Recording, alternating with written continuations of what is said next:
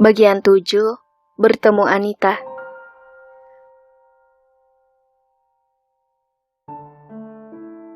Niah menangis histeris menyaksikan tubuh Reza yang berlumuran darah. Ia panik berteriak-teriak minta tolong, sambil mengangkat kepala Reza yang penuh darah dan luka sekitaran wajahnya. "Tolong, telepon ambulans, dia harus dibawa ke rumah sakit," teriak Niah membuat orang di sekitarnya segera menelpon ambulans. Niah bersimpuh memeluk kepala Reza yang berlumuran darah. Tangannya gemetar menyaksikan wajah Reza yang hampir tak bisa dikenali karena tertutup oleh lumuran darah segar yang terus mengalir dari lukanya. Ia merasakan genggaman tangan Reza mengendur dari tangannya. Tubuhnya lunglai tak berdaya. Sepertinya banyak anggota tubuhnya yang mengalami patah tulang. Tak berapa lama ambulans datang, Reza sudah tak sadarkan diri. Tak terdengar lagi erangan kesakitan seperti yang Niah saksikan saat pertama kali memeluk kepalanya. Niah ikut masuk dalam ambulans yang membawa Reza. Mulutnya komat kamit berdoa untuk keselamatan Reza. Untuk pertama kalinya Niah menyebut nama agung itu. Allahu Akbar, ucapnya dengan bibir bergetar. Sampai di ruang UGD, Reza segera ditangani. Sementara Niah menunggu di luar dalam keadaan cemas dan bingung. Entah apa yang harus dilakukannya. Tak ada sepeser uang pun yang dia punya. Bagaimana ia bisa membayar tagihan rumah sakit untuk Reza? Tanpa ia sadari, dari jauh 6 pasang mata terus mengawasinya. Niah merenung memikirkan cara untuk itu. Hampir 2 jam Niah menunggu dengan perasaan cemas campur bingung. Seorang dokter pria menghampirinya. Niah ingat dokter itu yang merawat anaknya Bintang sebelum meninggal. "Mbak, yang sabar ya. Nyawa suami Mbak tidak tertolong. Tulang rusuk kirinya patah dan menembus paru-parunya. Kami sudah berusaha dengan maksimal." Sejenak Niah terdiam, mendengar penjelasan dokter berwajah oriental itu. Ada gemuruh di dadanya, hendak menabrak dinding pertahanan tubuhnya. Baru saja ia memupuk harapan untuk bebas dari derita, tapi kembali ia mengalami sakit yang luar biasa. Ia bergeming dari posisinya hingga dokter itu menegurnya. "Mbak tidak apa-apa kan?" Ucap dokter itu sedikit mengerutkan dahinya melihat wajah pucat Niah. Dokter muda itu merasa sedikit cemas pada wanita yang berdiri di hadapannya, dengan bekas-bekas darah segar memenuhi bajunya. "Enggak kok dok, terima kasih." Entah apa yang harus Niah lakukan sekarang. Mau kemana lagi kakinya akan melangkah? Haruskah ia pulang sekarang? Bagaimana ia menghadapi orang tuanya? Ribuan pertanyaan kini menyesaki dadanya. Kembali ia merasakan sakitnya kehilangan. Bukan cuma kehilangan Reza, tapi ia kehilangan arah dan tujuan hidup. Dokter muda itu pun berlalu dari hadapan Niah yang masih berdiri kaku tak bereaksi. Dadanya sesak nyaris tak mampu bernafas. Ingin rasanya ia mengakhiri hidupnya agar penderitaannya segera berakhir hingga seseorang menghampirinya. "Niah, kamu Niah kan?" Sahut wanita cantik berhijab menatapnya ragu. "Anita?" teriak Niah setelah menyadari kehadiran wanita cantik itu. Mereka berpelukan lama seakan ada rindu menggunung kemudian luruh dalam satu pertemuan.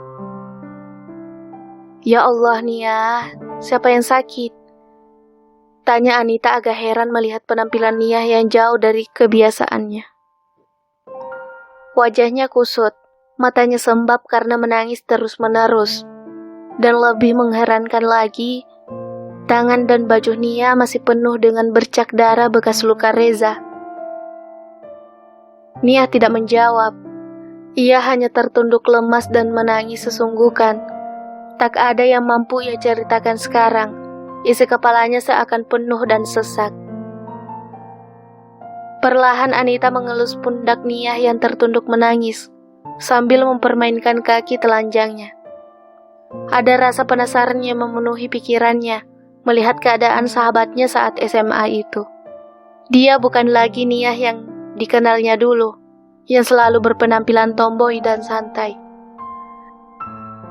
Nia yang dikenalnya dulu adalah anak pengusaha furnitur yang cukup terkenal di negeri ini. Anak yang selalu dimanjakan oleh kedua orang tuanya. Namun sekarang keadaannya kacau. Rambutnya kusut dengan make up tebal yang sudah berantakan kemana-mana. Bajunya sempit memperlihatkan semua lekuk tubuhnya. Dress biru langit pendek sebatas paha yang bertolak belakang dengan gaya busananya dulu.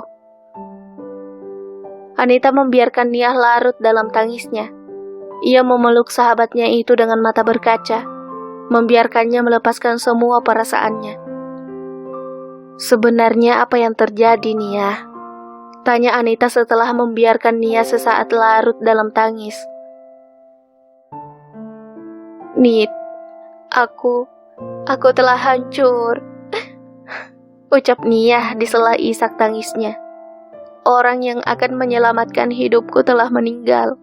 Dan sekarang aku tak punya siapa-siapa lagi dan tak punya apa-apa lagi.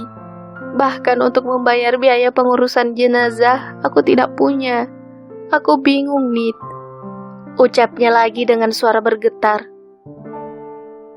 Anita mendengar penuturan sahabatnya itu dengan wajah iba. Kamu jangan khawatir, Nia. Bukankah ada aku sahabatmu? Kita sudah seperti saudara, kan?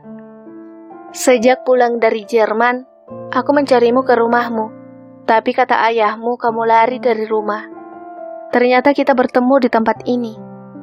Ucap Anita sambil membelai rambut sahabatnya yang telah basah oleh keringat dan air mata.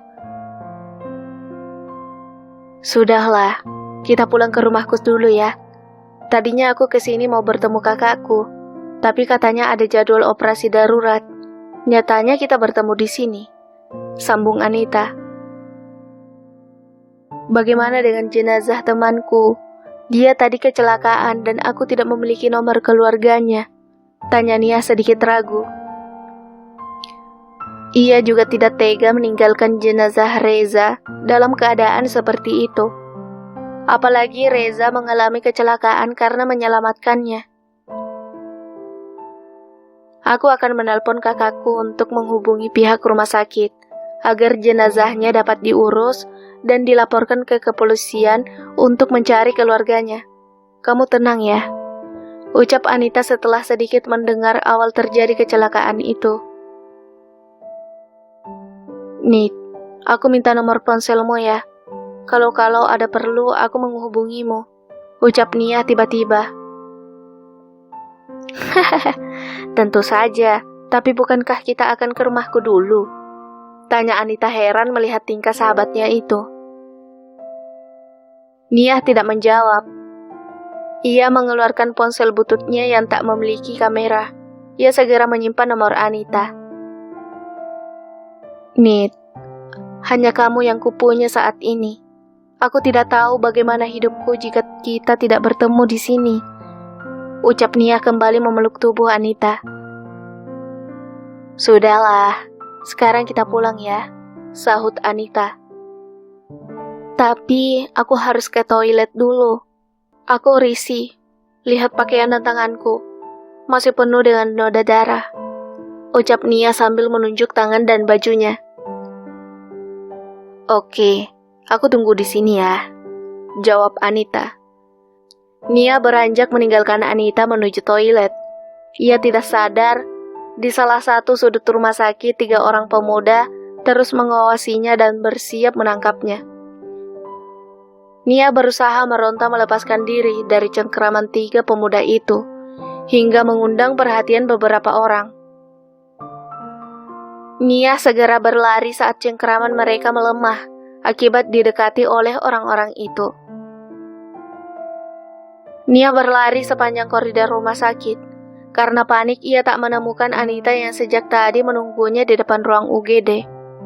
Nia akhirnya berlari keluar rumah sakit. Ketiga pemuda itu terus mengikutinya. Mereka tak langsung menangkap Nia, karena takut menimbulkan kecurigaan dari orang-orang sekitar rumah sakit. Bersambung.